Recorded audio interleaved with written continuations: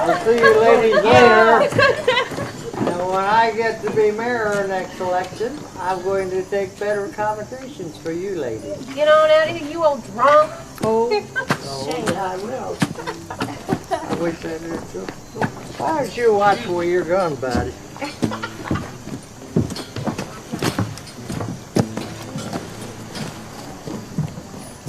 Hello, Mayor. Mr. Lawler, how are you? All right, I guess. Like you're doing a lot better than I am. Hello, Mayor. Play your tune. Love to giddy up, Mayor.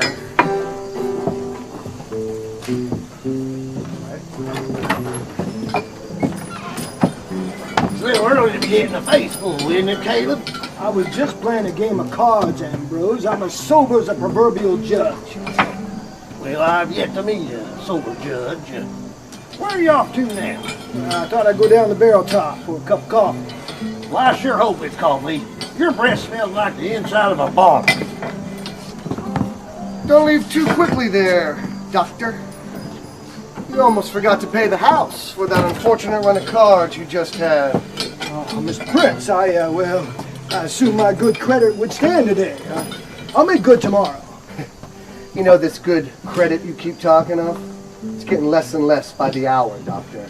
I suggest you don't let it run out. You remember that discussion we had just the other day?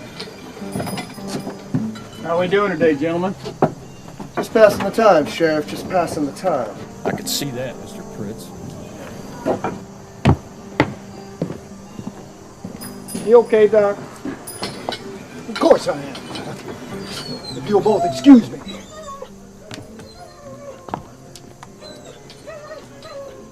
Damn it, Harlan, why you gotta call him out in public like that and in front of Mayor Taylor, for God's sakes? Does the where and when really matter, Tom? It just don't look right. I mean, you know, Doc Moss might not be much, but, you know, he is a council member. Which is the only reason why he ain't walking around on sticks right now. He owes me plenty, Tom, and my patience is wearing thin. So cut him off from the table. Oh, that cash cow. Not a chance. Sooner or later, I'm gonna get my due. Remember, Sheriff, more money I make, more money you make.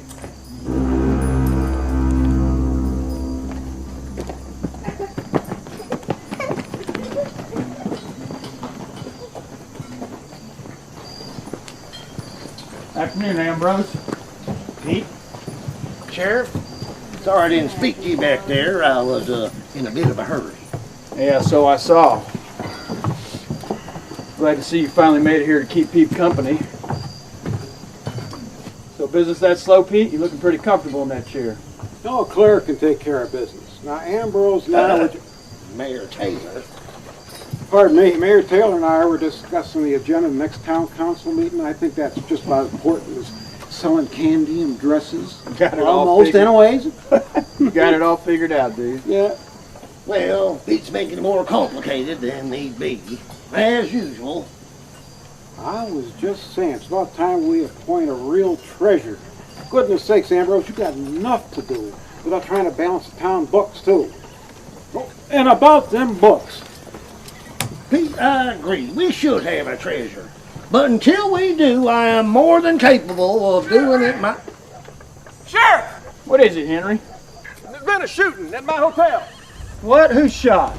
Just come quick. I have to get back at Camille's room. Camille? Who? Camille Tamry. Danny Holt done shot her husband.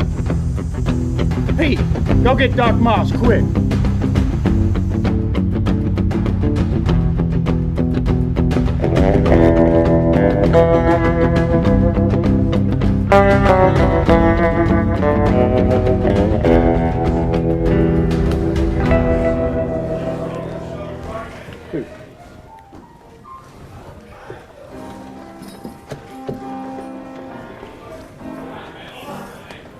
Cards, Doc? Give me 3.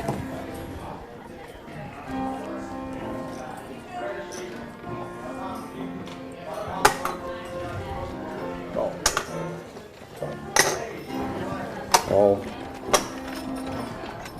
Doc, in or out?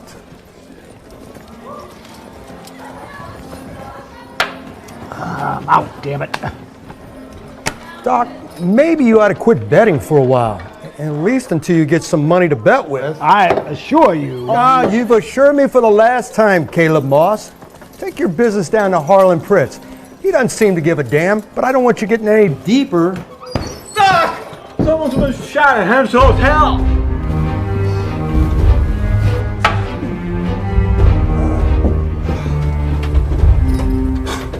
I don't know what I'm gonna do with you.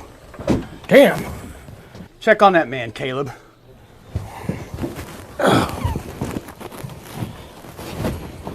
Hand the mirror off that table there, Henry.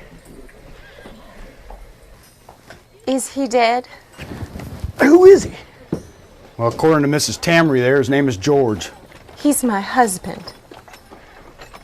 Well, my condolences, Mrs. Tamry. He's a dead husband now.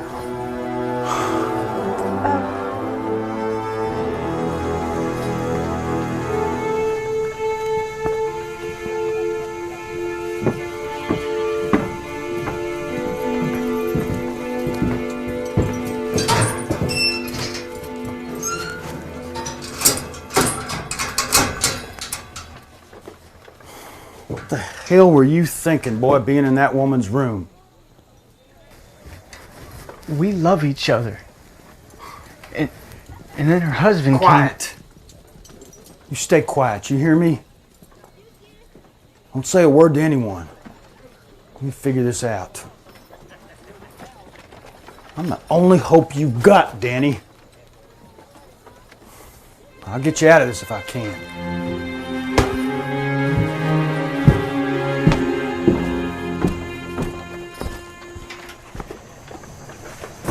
Well, good morning. How'd you sleep? Oh, like a rock as always, Al. You got anything for me? Yes, sir. Just came in from Laramie. So, here one night and gone again this morning, eh? It appears so. Thank you. Is there a reply? Yeah.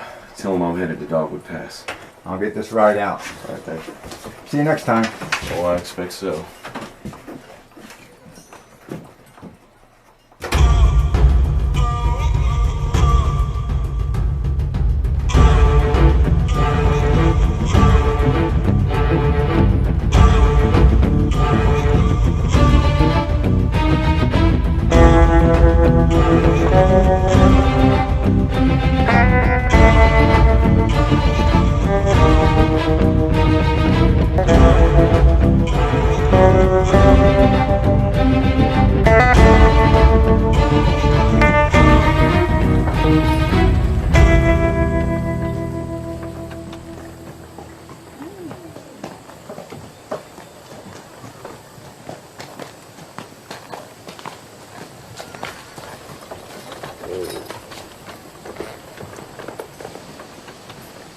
Evening. Can I stay with my horse here for the night? Sure. Just for tonight? More than likely. Name's Jeremy Carver. This is my place. Your name? Moses White. Elizabeth? Take this man's horse inside and bed him down. Yes, sir. Would you like him brushed down? It's only for a penny extra. Sure, I'll tell you what. You do a good job, I'll give you 2 pennies. Quite a little business lady you got there. Well, she did learn from the best. Now, you'll be staying at Mr. Manners' hotel tonight? Well, if that's Mr. Manners' place, I guess I will. I'll see you in the morning around breakfast time. I'll be here. What I owe you? We can settle up in the morning. Well, you're a trusting soul, Mr. Carver. Well, Somebody in this town has to be. All right then. We'll see you in the morning. You don't have to go no further, mister. We got a bed and bath for you right up here. Whiskey, too. And the prettiest damn girls in the whole territory. I guess we didn't tickle his fancy. I'm too tired for a fancy tickling tonight anyway. All right, sir. Have you got this? I can slow down if you want. Don't you worry about me. I'm quick as a snake. I got eyes like a hawk. All righty then. Which is it? I got you this time. Scared to try again? Hell no, I'm done. You care to try, sir? Are you as quick as a snake with eyes like a hawk?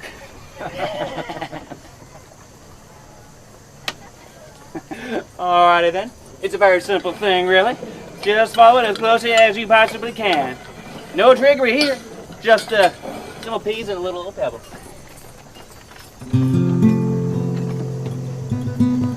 It's the middle one. This one. That's it.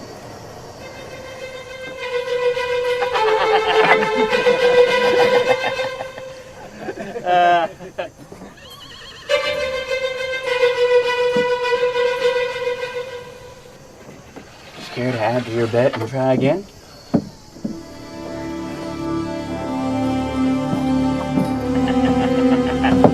You want to try? Oh, come on. How about you? Ben?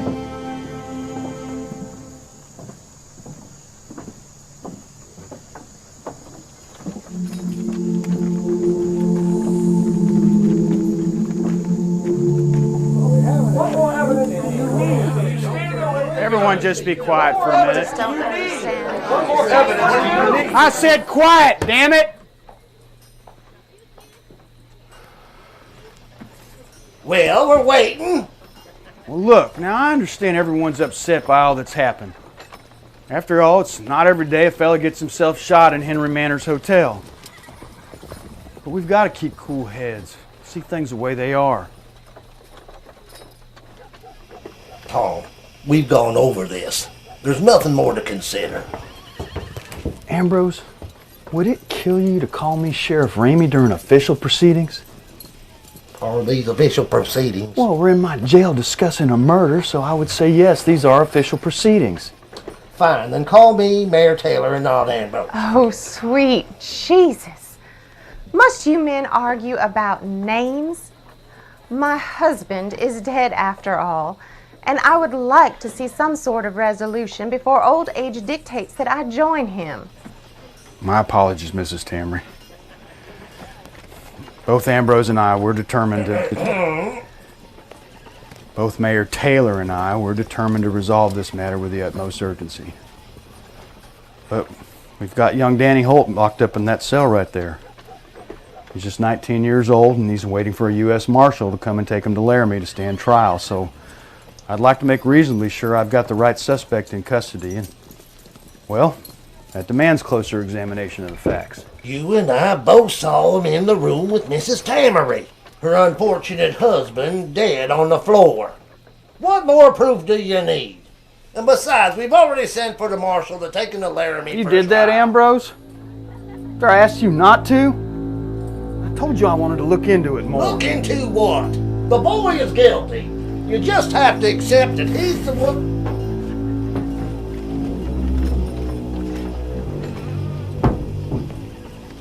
Can I help you?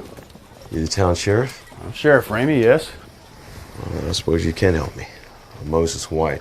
Now, hold on a moment, Sheriff. Whatever business this man may have, it can wait. No offense, stranger. But we've got more important issues here we need to discuss. We need to continue to discuss. Well, Henry has a point. We shan't be interrupted in this. I'll handle this. Mr. White, is your business urgent in nature? Well, I suppose that depends on your notion of urgent. Well, by urgent, I mean severely urgent. Has there been an immediate killing or robbery, for instance? Because that's about the only thing that could possibly take precedence over the business we're presently discussing. Well, no, not immediate as in just this second. Okay, well, would you mind having a seat then until I can talk to you? Or you can leave and come back later, your choice. Shouldn't be long. Sure is fine, I suppose. All right, then. Now look, let's recount what happened. I just need to hear it again because I need to put my finger on what's bothering me about it, what I'm missing. So, Mrs. Tamry, you were in your room conversing with Danny Holt. That is correct. I had hired Danny to drive my buggy for me so that I could look at a plot of land that I was considering for purchase. When we returned, I asked Danny to come up to my room so that I could pay him for his time. And that's when Mr. Tamry arrived at the hotel. Yes. Tamry came in and introduced himself as Mrs. Tamry's husband, who then inquired as to whether or not she was at the hotel, so I, of course, directed him on to her room. And he went directly to your door. Yes. He came right in and he grabbed me. Took me rather by surprise. George and I had separated, as I had told you earlier. He followed me here from Rawlins with the intent on reconciling. And you argued? Yes. Like I said, George wanted me to return with him to Rawlins. But I had told him, and in no uncertain terms, that I was no longer in love with him. And the two of you discussed this right there in front of Danny Holt. George was so intent on his purpose that I do not think he even saw Danny standing there in the corner. I admit I almost forgot about him myself. And when I did think of him, I decided that it was probably a very good idea that he was there as a witness. A witness? Yes. George was excitable. He had been physical with me before when his temper was high. Something that I had told you before in confidence, Henry, and yet you saw fit to send him to my room. I'm very disappointed in you. Very disappointed. I'm sorry. I didn't think. No, you did not. What happened then, Mrs. Tamry? I have told you this. Must I go through this questioning again? Well, once more if you don't mind. George became enraged, as he was wont to do.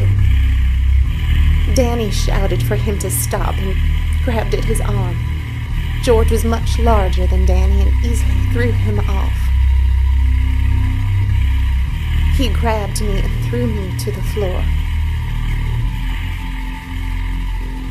He advanced on Danny and Danny shot him.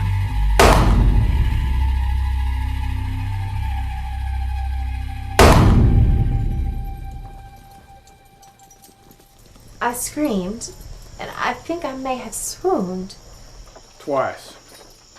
No, once. Who swoons twice? No, I mean Danny Holt shot him twice. Oh, yes.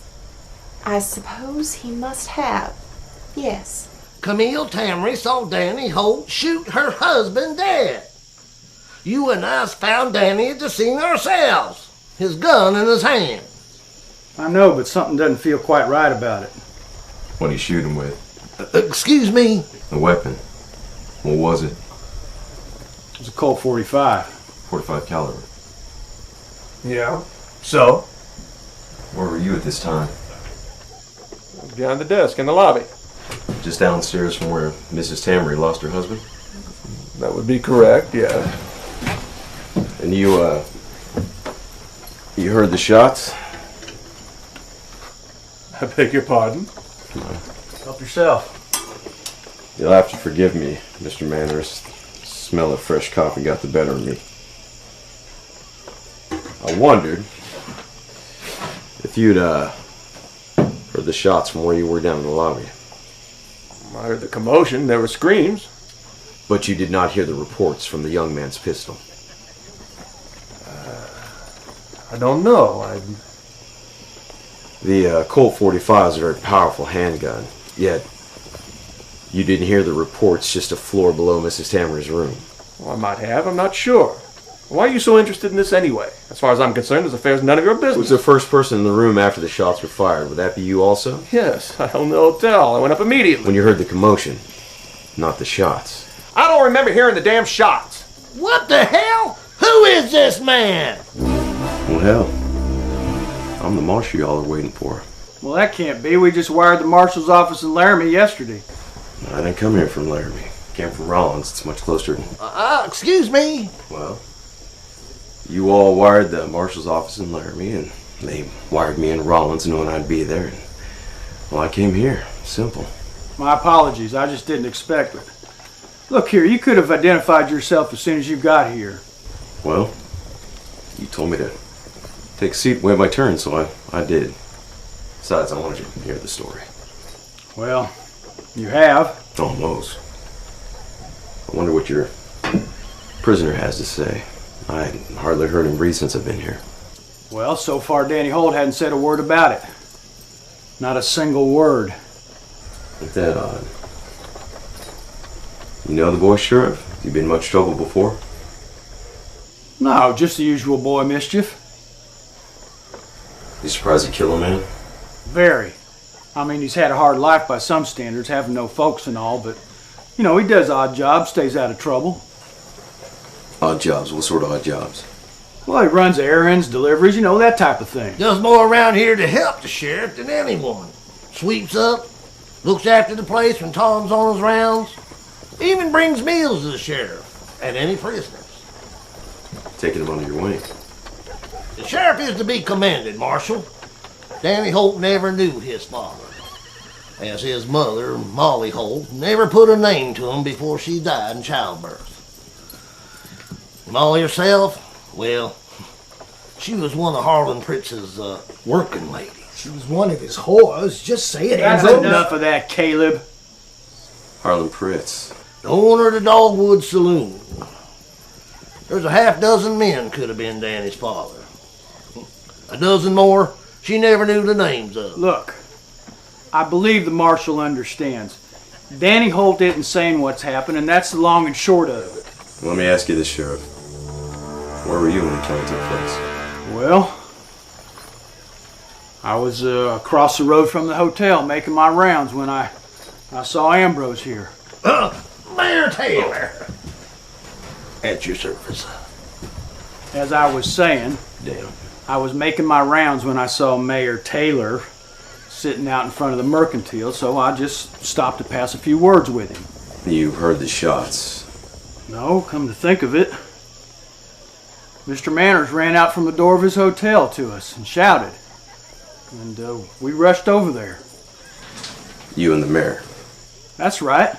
And you were in Mrs. Tammer's room and within moments, and I mean, nobody could come or go without you seeing him first. Right again.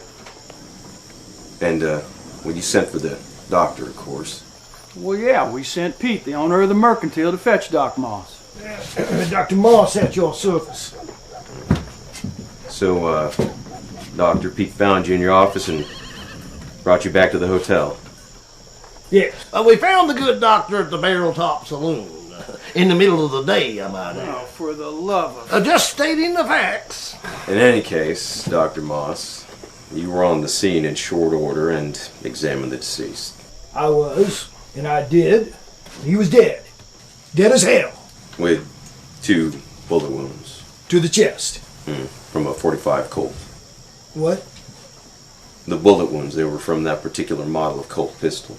Well, yes, I assume Danny Holt was standing there with the pistol in his hand. Which was missing 2 rounds, I checked. So, what you're saying is, you didn't see the need to examine the bullet wounds, what with the boy standing there with a fired weapon and all. Well, it seemed pretty obvious. Well, it does, doesn't it? I don't suppose you examine the slugs either.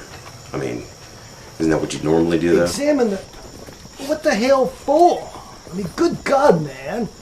Yes, I would normally examine those slugs, but in this case, we had an eyewitness to the shooting, a dead guy on the ground with 2 bullet wounds in his chest, and Danny Holt standing there with a pistol had been fired twice.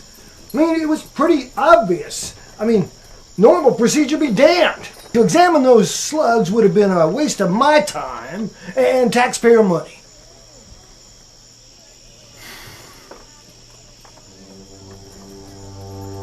All right, Very good, very good. The bodies at Roman's. Give me 15 minutes, you'll have your damn slugs. Romans. Roman Pearl, the Undertaker. There's a great immediacy to this, Caleb.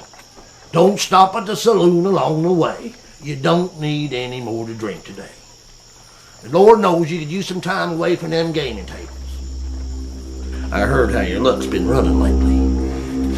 Mayor, why don't you accompany the good doctor just to make sure everything's done all properly? I want to do this myself, damn you all. Oh, come on, Caleb. You had me and the sheriff witness your post-mortem examinations before. I'd rather you did. Let's just go.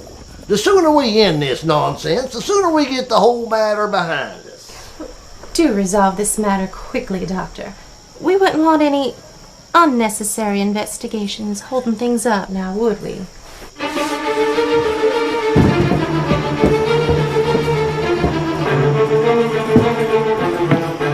So what do you think of this here, Marshal White? He's becoming a damn nuisance, if you ask me. I mean, this whole examination is pointless. Danny Holt shot that man, and with that Colt 45 of his. Oh, I agree with you. I certainly do. But I suppose this can't hurt, just as an assurance, you understand. For the court, you know.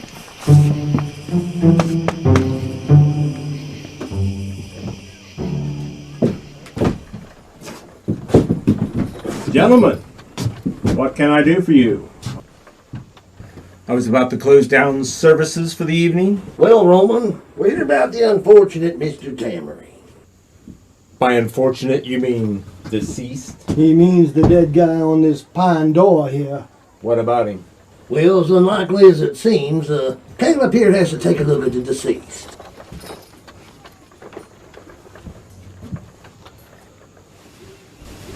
Really? To what ends? I promise you, your healing powers, however formidable you may hold them, will do Mr. Tamery no good tonight. Just let me look at the damn body, Roman. He's all yours. He's not going anywhere tonight. I see you don't have him boxed up yet. I'm saving that boxing up for in the morning. He's being shipped back to Rollins, I suppose? That is the plan. And how's the lovely widow? Grievous in her mourning, I suppose? I suppose. She is a striking lady. I should visit her at the hotel and express my condolences. Well, she's not in the hotel just now. May I use your instruments, Roman? Of course.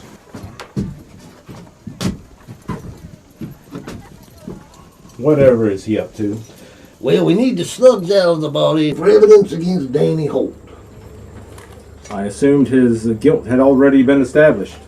Well, not to the satisfaction of the U.S. Marshal that's come to remand him to the court in Laramie. You should find whatever you want to work with there, Caleb. I doubt if your patient will have any complaint over precision or technique. You gonna get out of my way, or you planning to dig around his chest yourself? Well, get in there.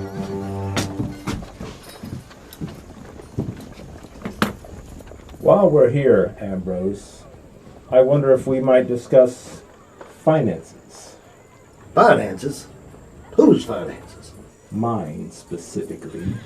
What about yours specifically? The town normally pays me for my services. Well, if there's no next to kin, I naturally assume that Camille Tamery had made arrangements for her husband. Naturally, and in this case you are correct. Mrs. Tamery has provided for the arrangements for her husband. Quite stingily, I might add. Well, then what? Well, there's the teamster who tumbled from the wagon a week ago. The young man found dead behind the Dogwood Saloon 2 weeks prior. I provided services for both. Well, the bare minimum. The bare minimum is all that the town provides, and I have yet to be paid. Well, yes, there are some circumstances that may defer payment, just for a short time, you understand. Oh, is there a shortage in the tax coffers, Ambrose? Well, not a shortage exactly. It's simply money is tight, you know. Should I approach the town treasurer? Yeah, that's exactly what I would do. That's a great idea. Take it up with him and... Ambrose. Oh, yes? Aren't you the acting town treasurer until one is appointed? Yes, well, I'll look into it. Damn it, Caleb, how long does it take to remove 2 slugs out of a dead man? Well, I'll be damned. Those aren't from a Colt 45 pistol. Should they be? Well, that's what Danny Holt was holding. I'd say there's a problem. My, but it has grown stuffy in here. Henry, I should like some air. Of course. Just a minute, please. I prefer we all stay put until the doctor returns. Well, I should think that I would be allowed to come and go as I please. Some special consideration should be given, don't you think? You do remember that I am a grieving widow. Well, a widow anyway. Just what in the hell do you mean by that? Oh, easy now, Henry. See, here's what's been eating at you, Sheriff. The fact that nobody can remember hearing them shots. Now, if that .45 caliber had been fired up in Mrs. Tammer's room, twice in fact, well, you and the mayor probably would have heard it across the street.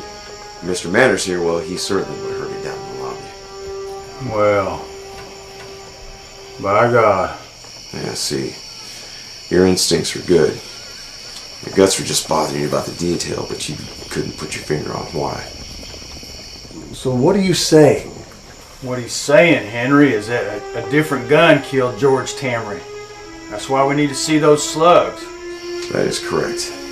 But Danny Holt's gun had been fired twice. And we have Camille's testimony.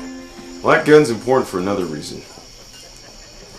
If Danny had shot Mr. Tamry because the man was advancing on him, a single slug from that Colt 45 in the chest from a foot away would have sufficed. It'd have thrown Tamry back across the room and put him down quick. So why the second shot? Oh, yeah. I mean, one shot from a gun like that would have been self-defense. Yeah, but 2 shots from that gun? Well, that's just plain murder. So, what does all this mean? I am sure that I do not understand anything this marshal says.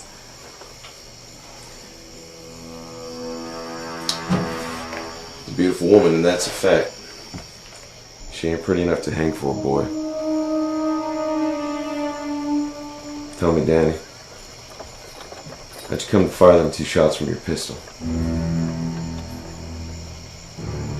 You own your hotel outright, Mr. Manners?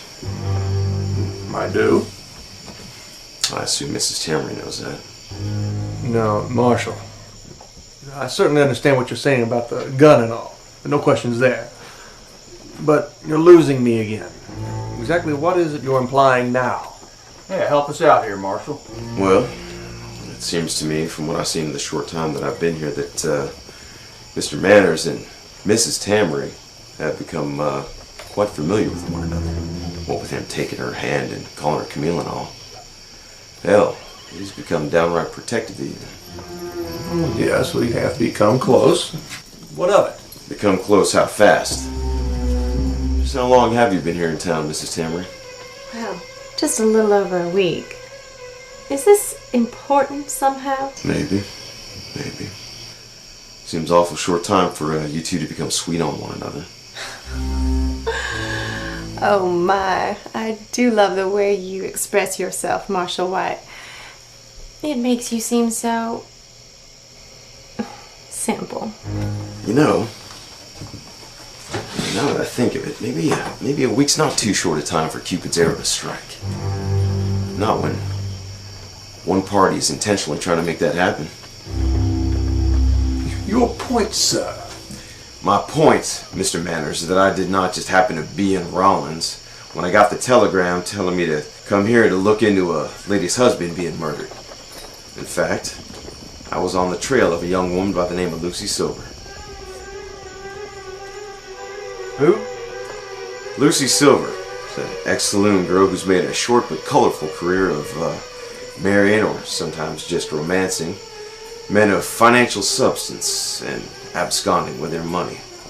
Now, Generally speaking, she just leaves them, but occasionally, she leaves them dead. The hell you say? Even before she left the saloon, she was no one to be crossed. She once shot a fella during an argument in Medicine Bow, in the saloon she was working in then. Shot him right in the leg, right in front of the Medicine Bow mare. Lucy, don't. Don't what? Oh, damn it, Lucy! But she does sound like a handful. Oh, she is. One man has already met his maker under suspicious circumstances, and at least 3 more have been robbed blind. So when I heard that a woman meeting her general description had fleeced a fella in Rollins and let out for parts unknown, well, I heard that right quick. But by the time I got there, well, the fella had already left town in pursuit of the aforementioned lady. And you missed them both. Yeah. But then, by God, I got a wire from Laramie telling me a stranger had been killed right here in Dogwood Pass, in his estranged wife's hotel room. Marshal, what was the name of that fella from Rollins, the one that got fleeced? Oh, I think you've already figured that out, Sheriff Ramey. George Tamry. George Tamry did not come here to reconcile with you, Lucy. He came here to get his money back. Things got rough. You killed him. And you'd already started working on Mr. Manners here for his money and property. Nonsense. Yes, I left George and Rollins. I have already admitted that.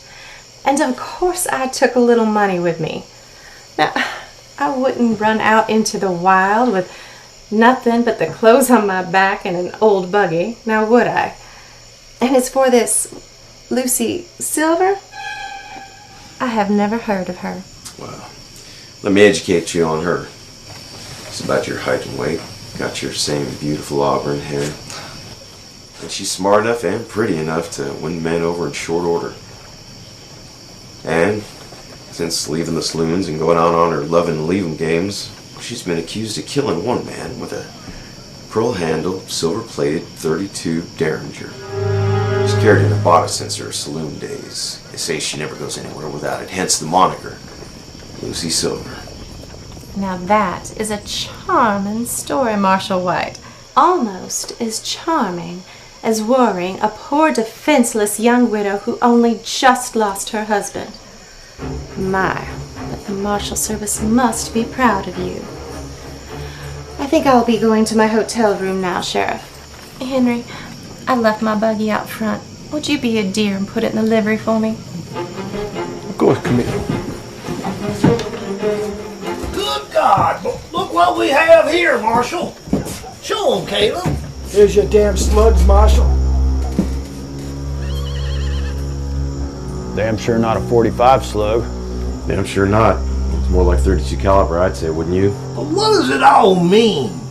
Well, the marshal here, he believes our Camille Tamry is actually an ex-saloon girl named Lucy Silver, who's been getting men to fall in love with her and taking off with her money.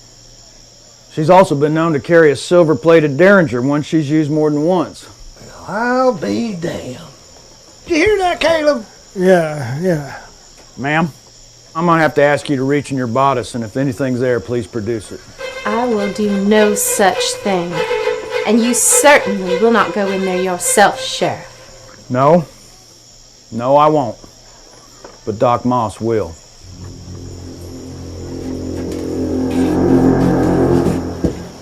It's all right, ma'am. I'm a physician.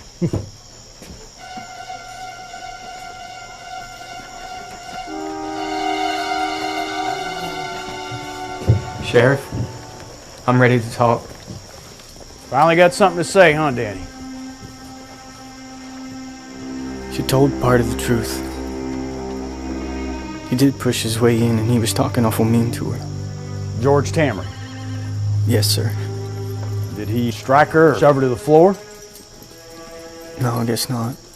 He was just talking mean. He didn't want her back, did he? He just wanted his money. That's what he said. Then what happened? He yelled. She pulled her piece. she shot him.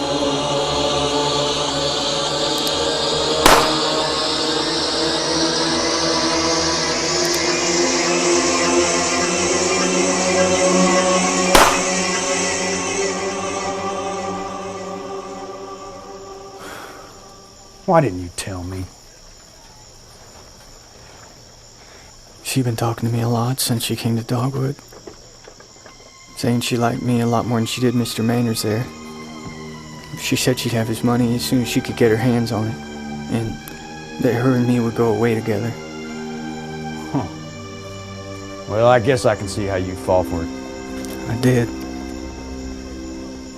I guess I love her. So when Tammy came after her and she killed him, she convinced you to take the blame. Told you to trust her and keep your mouth shut. Something like that? Yes, sir, just like that.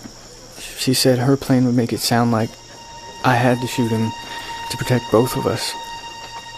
She said even if I did go to jail, it wouldn't be for long, and she'd wait for me as long as it took. And I suppose she quickly told you this while Mr. Manners ran out of the hotel room for help. Yes, sir.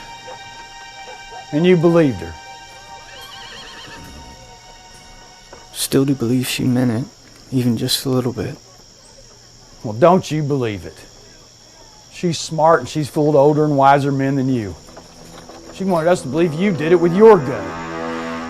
That way her fancy little derringer wouldn't enter into it, nor the possibility that she did it herself. Huh. Pretty much the way you figured it. Yeah, just one thing I can't figure, though. What's that? Well, Danny's gun had been fired twice. Why and how, without being hurt? Well, we were out for a buggy ride.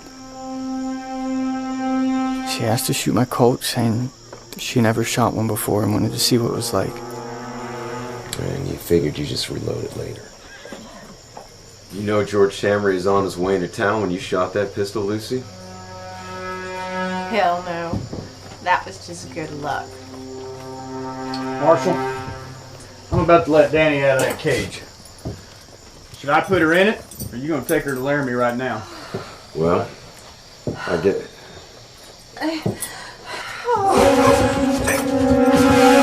Goddamn hands on me, you lecherous bastard. We're gonna take a little buggy ride, you and me. If you're real good and these boys here don't do anything stupid, you might just live through the night. Marshall White, you knew so damn much all about me and my pretty silver little toy. Too bad nobody told you about the pistol I keep strapped to my leg under my skirts. Yeah, it sure is. That new practice, Lucy? New enough, it seems. Don't forget you owe me money, Caleb.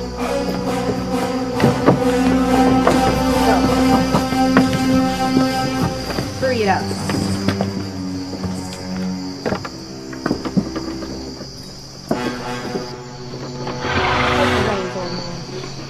You're gonna drive and keep this pistol in your ribs. And don't you men even think about following us. If I see you behind us, I'll kill him. I believe you, Lucy. You can't let her get away from killing her since she's clear. What the hell? You pulled the king bolts out of the buggy. Yep.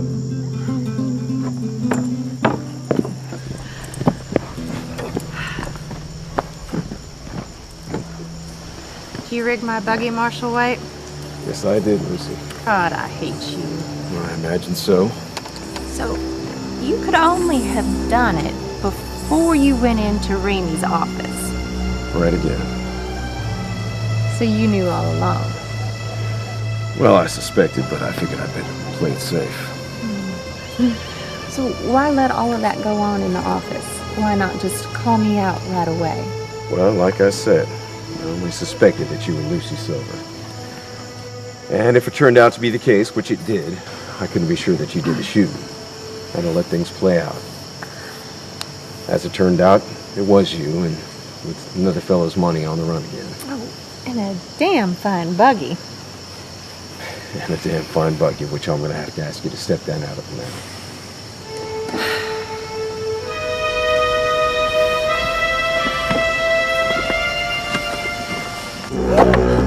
Oh, Why, Marshal White, are you trying to see how far I'll go to negotiate my freedom? Pardon me, Lucy, my hand slipped. Sure it did, Marshal White.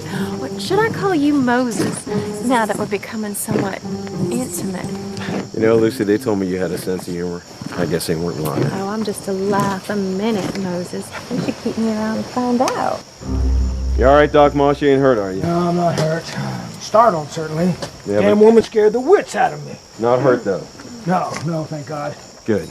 Sheriff, I suggest you lock up Lucy here and the good doctor. Did you say lock up Doc Moss? What the hell are you talking about now, Marshal? Well, it bothered me a little when Lucy hiked up her skirts and produced that weapon without any of us seeing it, like it just appeared in her hand. So just now when I was helping her out of the wagon, I made sure to get a real good feel of her leg. Yes, you did, Marshal White. Maybe you ought to be arrested And I for found that she is not wearing a holster on her leg. She lied to us about that. Well, then where'd she get the pistol? She probably pulled it off of Doc Moss here when she fainted into his arms, which was planned for our benefit. She probably pulled it out from underneath his vest. Henry Manners could have given her that gun. I mean, he was beside her the entire time. And he is, after all, her lover. I did no such thing! Well, somebody gave her that gun. My gun, to be exact. Roman? That's right, Ambrose. After you and Caleb left my office, I noticed my pistol was missing from my desk drawer. So you see, Marshal, either Mayor Taylor or Dr. Moss could have passed her that gun. Well, that's a damn lie. And a crazy one at that. Why, Henry Manners had more reason to help her than any of us, being he's in love with her. I certainly would if I was he. Just look at her. Oh my God, not you too. She's so lovely. Alive? You probably don't see much of that. Marshal, why do you say Doc Moss passed her that gun? I mean, why would he do it? Money, Sheriff. Money to pay off them gambling debts I heard you all mention. The same reason he didn't want to produce those 2 bullets that killed George Tamry after he'd been asked. See, he wanted us to believe that Danny had done the shooting with his gun. See, if we all believed that he killed her husband, well, then Lucy would appear to be a grieving widow who stood to acquire all George Tamry's holdings. And not just the money she took when she left town, but all his property and business. And she could afford to pay the doc a pretty penny to keep her in the clear. Mayor Taylor needs money just as much as Dr. Moss to replace the funds he skimmed from the town's tax coffer. That's a lie! Then where's the money gone to, Ambrose, if not into your pockets?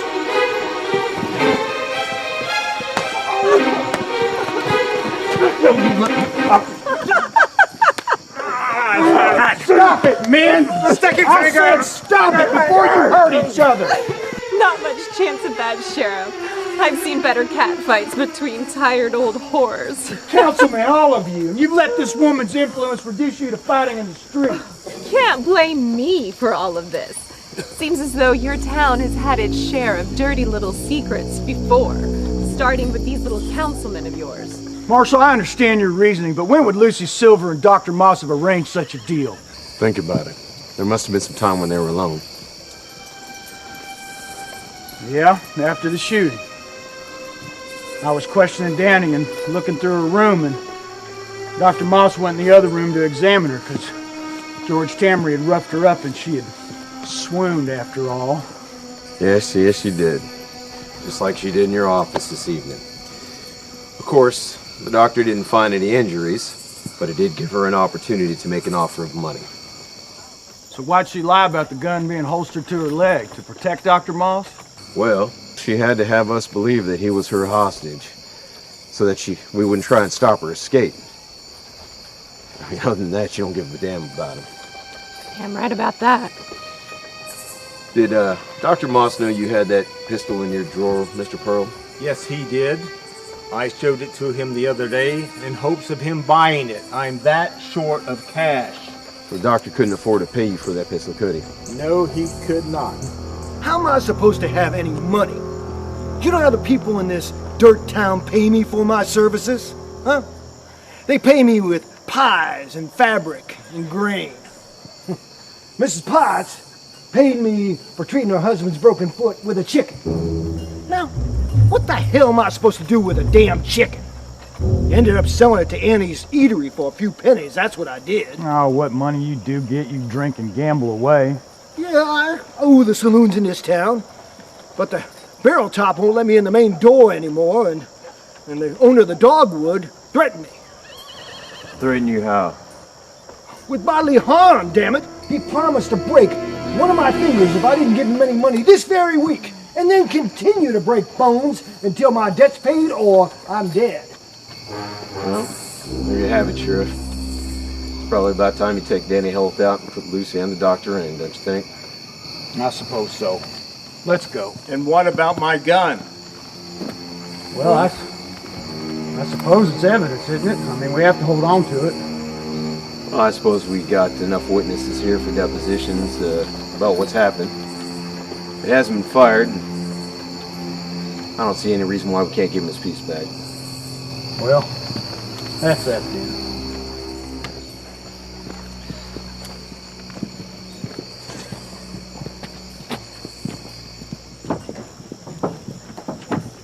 Lucy, what should I do? Go home, you damn fool.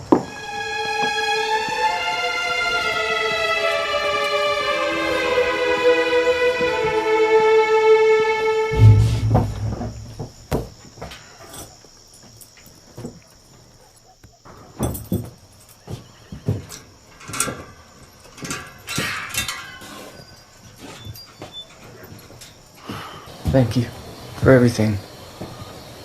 I know you didn't want them to take me. Go on now, we'll talk later. About time we did.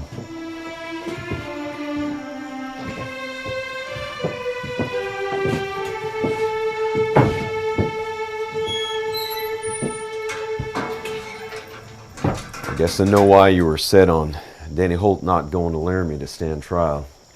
And it had nothing to do with what gun had been used, did it? I mean, if you'd thought of that, you'd have said so. Truth is, you really thought Danny Holt had done it. You had me fooled on that one, Sheriff. You're right, I thought he had done it. I was so sure I told him to stay quiet and I'd get him out of it somehow, but damn fool I am, almost got him hung. Well, you didn't know about Lucy Silver. You gonna arrest me too, Marshal? After all, I was protecting a suspect I thought was guilty as hell. No, I don't suppose I will. I don't expect I can arrest the whole damn town in one night now, can I? Well, that's a good relief to hear that. Well, if you're a bad man, Sheriff. Probably not. Better man might have acknowledged the boy, though. I got a wife, Marshal White. Standing in the community, I just couldn't lose all that. I just couldn't, so I just tried to help him in little ways. What the hell are you two talking about? Well, I'll be damned. The high and mighty sheriff is Danny Holt's shameful daddy. Come on. Well, ain't that a laugh? Don't put me in there with her. She's already put a gun to my head. Oh, Doc, it's just for the night. I won't bite much. Well, you don't seem too concerned with the fixture, and Oh, hell. I've gotten out of worse than this, Moses. And you have me now. And yes, you'll take me to Laramie tomorrow. But you'll see me again. you put up a good front, Lucy. I'll give you that. But if you weren't scared, well, you wouldn't risk everything to try and escape. And you and I both know that, well, you're facing either prison or the noose in Laramie. I hate to say it, but that's the truth. You can go straight to hell, Marshal White. So can you. Why me? 'Cause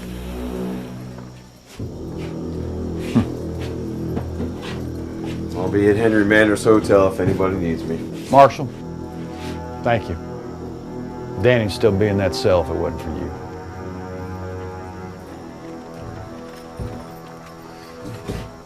Hey, what can you tell me about the Dogwood Pass Saloon? Nice place, liquor, games, music. Got 2 pianos. What about the owner? Oh, Harlan Pritz, he's a hard case, but you know. Do you believe he threatened Dr. Moss? Oh, I don't know about that. You don't, huh? Would you know if he ran a crooked game? I've heard rumors of such, but I haven't seen any evidence. Afraid that's all I can tell you. All right then. See you in the morning. Good night, Marshal. Good night. Have a good evening, Marshal.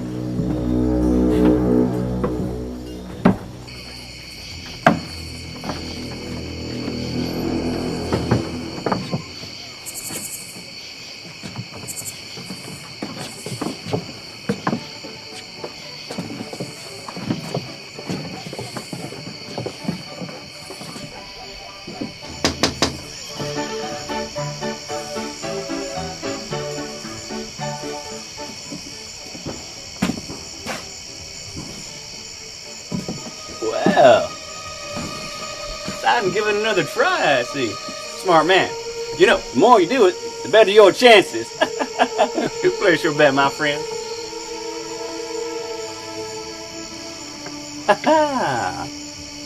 Alright.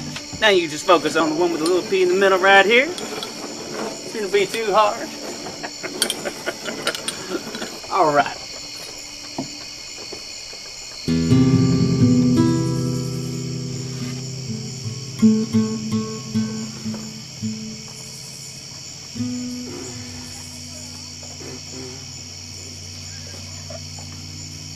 Well, we have a winner. Congratulations. And that goes for everybody out there. Y'all can win this game.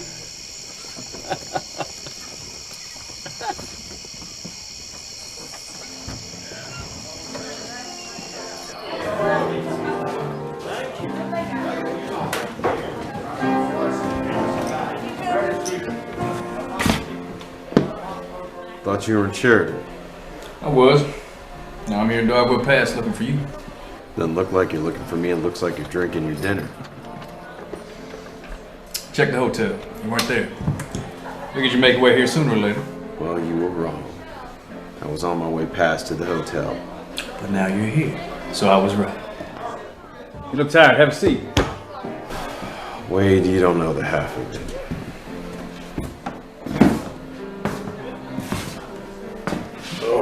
I got into town this evening.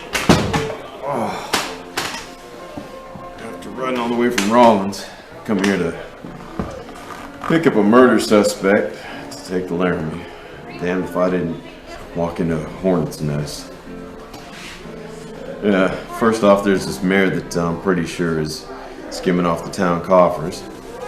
Then there's a doctor that's so desperate to pay off his gambling debts that he's willing to help a murderess escape. And then there's the sheriff himself who had a shameful secret and trying to protect someone he's pretty sure is a killer. Sounds like the pillars of the community have their feet anchored in sand. Well, they surely do. They surely do, and it was brought about by one devious woman who's trying to keep her neck out of the noose as well. My God, Wade, I don't think I've seen a more desperate group of people in my entire life. A long time since I see you so frustrated. Have a drink. All right, just one, and then I'm wanting some bed.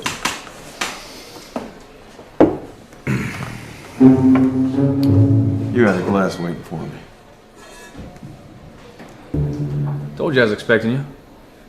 Seems like I know you better than you do.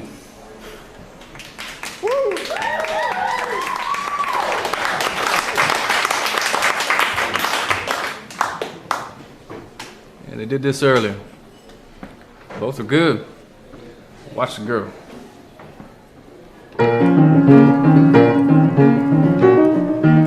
How'd she do that? Don't know. She does it. I can do that right side up. Me neither. To explain why they are not applauding us.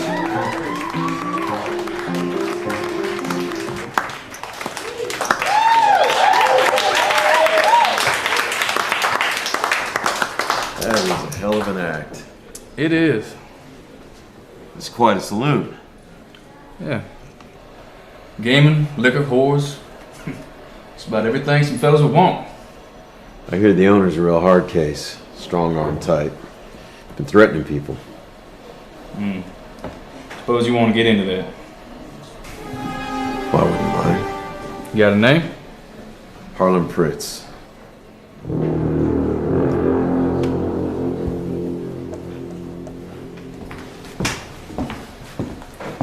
You boys need anything else? Harlan Pritz. You here tonight? He's in the office. You know him? I'd like to work with him if possible. Well, I'll see. So, before Mr. Pritz gets here and you ruin his night, mind telling me about this prisoner you got to transport? Well, the prisoner's this young fella. Only turns out he didn't do the killing. See, I was on the trail of Lucy Silver when I was in Raleigh. I knew that, too.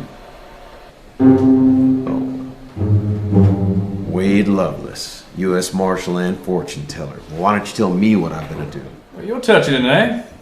Tell your story.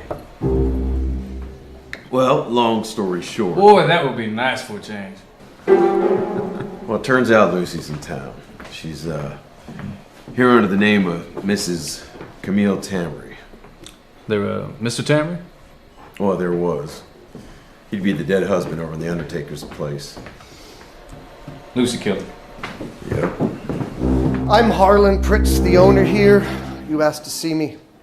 Mr. Pritz. It's a mighty fine saloon you got here. I know. What can I do for you? You can start by running straight games. And you can stop threatening people that owe you. And if somebody's losing and can't afford to pay, then you throw them out. You don't keep stringing them along and running up their debt. Who the hell are you guys? Name's Moses White.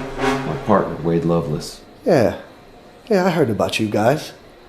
You got quite a reputation throughout the territory. We've heard a bit about you, too. Now here's what's what.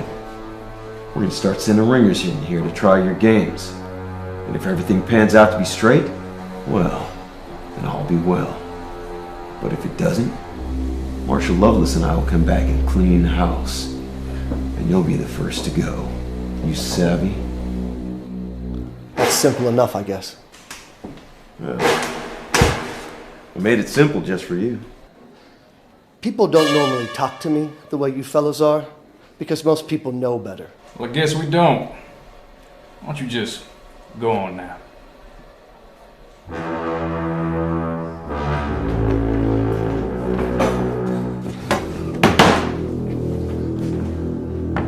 You send the boy to the sheriff's office right away and bring Tom Ramey up here on the double. No.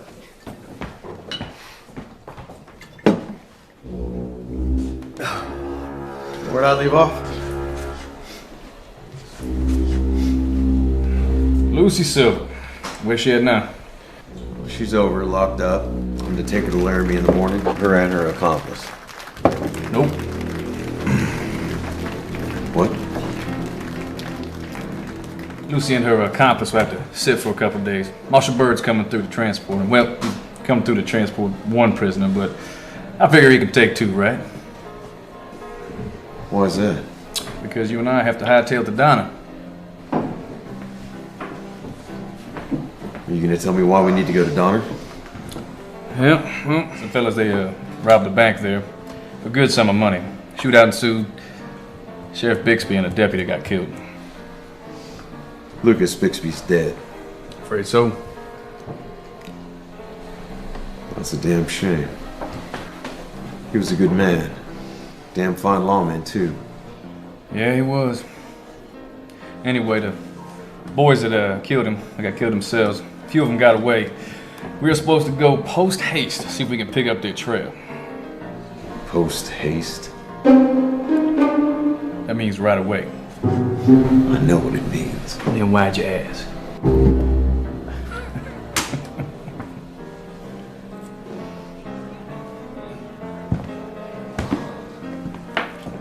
What's the emergency, Harlan? They are, Tom. Moses White? What, you know that bastard? Well, he's a marshal, came to pick up the prisoner. I don't know the other fella. The other fella's a marshal too, Tom. His name's Wade Lovelace. They've got quite the reputation in the territory. So what's the problem? So the problem is, they just threatened to close me down. Why? Apparently someone's been saying bad things about me. Have any idea who that might be? Marshal White was asking some questions, but I put him off as best I could. Your best ain't good enough, Tom. They're leaving in the morning. They're taking Lucy Silver to Laramie to stand trial. Lucy Silver? Who's that? What trial are you talking about? It's Camille Tamery's real name. Turns out she killed her husband herself.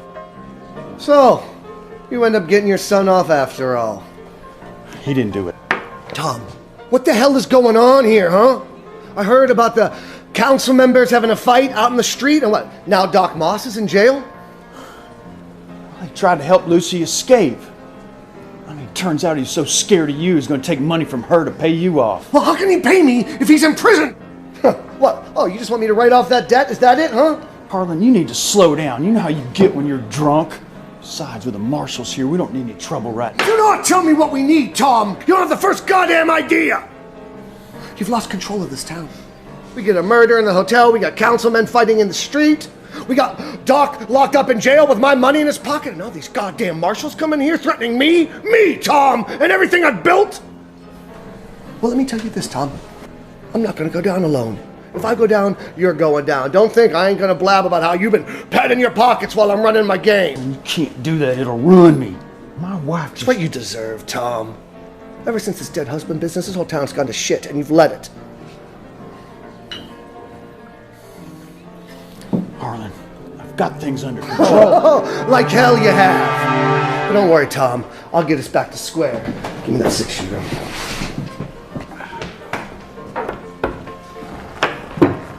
Well, that marshal is getting ready to leave. You grab that 10 gauge and you follow me out back, all right?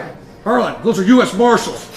Are you crazy as well as drunk? You just can't... Tom, we do not have any choice. They are going to tear down everything we've built here. If not now, then later. They are going to come back, Tom. Marshal White as much as told me so. You are the sheriff in this town. You can cover up anything that we do tonight, and no one in this town is going to dare oppose me. We can do this, and we can get away with it. Come on. Harlan, just listen to me. No, Tom, you listen to me. You're in this as deep as I am now. It's time for you to man up and show me what you got. Or not. Come on, let's go.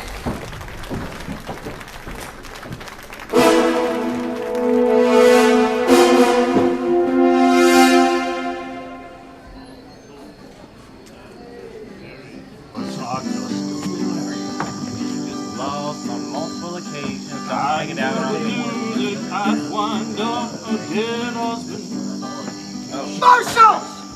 I have a word with you!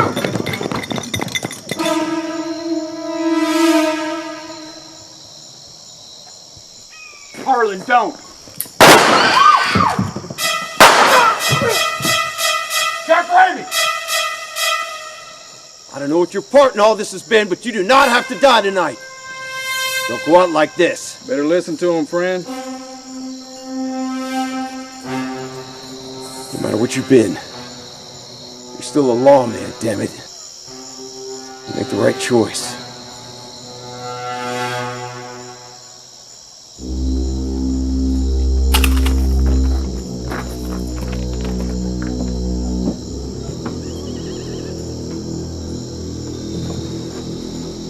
Sure I did. Yeah, well, I just happen to know the Undertaker. You weren't lying. This is one hell of a town.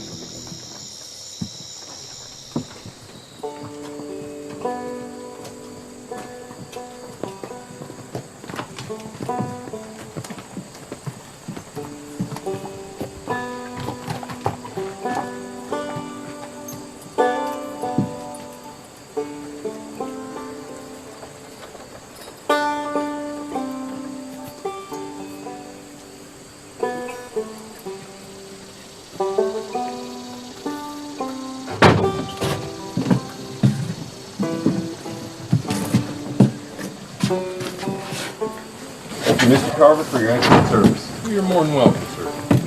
You come back anytime. No offense, Mr. Carver, but I sincerely hope not.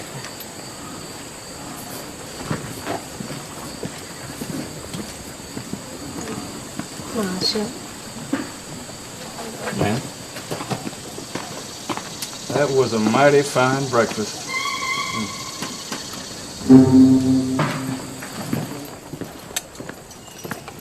Mr. Carver sure runs a pretty tight business. That's about all I can say for Dogwood Pass. I am not sorry to be quit of it. No need to check on the prisoners, I guess? Hell no. No, they can stay in that cell till Marshal Bird gets here to take him to Laramie. I want nothing more to do with that lot. What about Sheriff Ramey? Well, I'm not sure what to do about him. He's been up to mischief, that's for sure. But I'm not sure exactly what. We could just let him be and let the chips fall where they do. I don't think things are going to turn out too nice for him anyhow. I can't believe you son of a bitch. Tell you one thing, he ain't a happy man right now. So you don't want to deal with him either? I'm blaming you. Nope.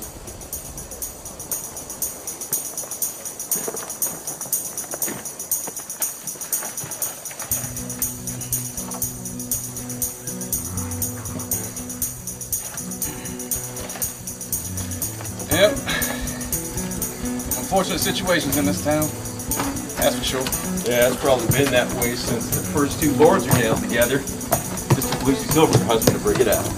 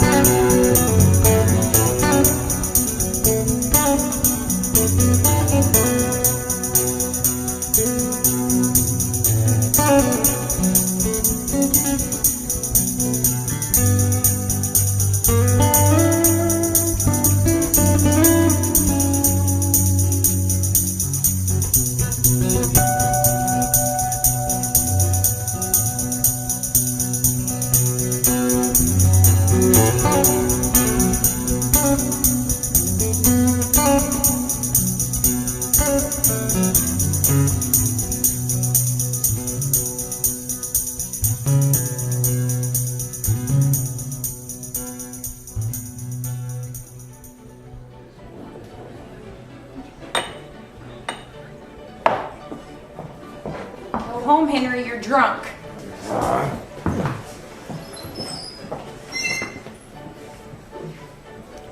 Hello, Henry.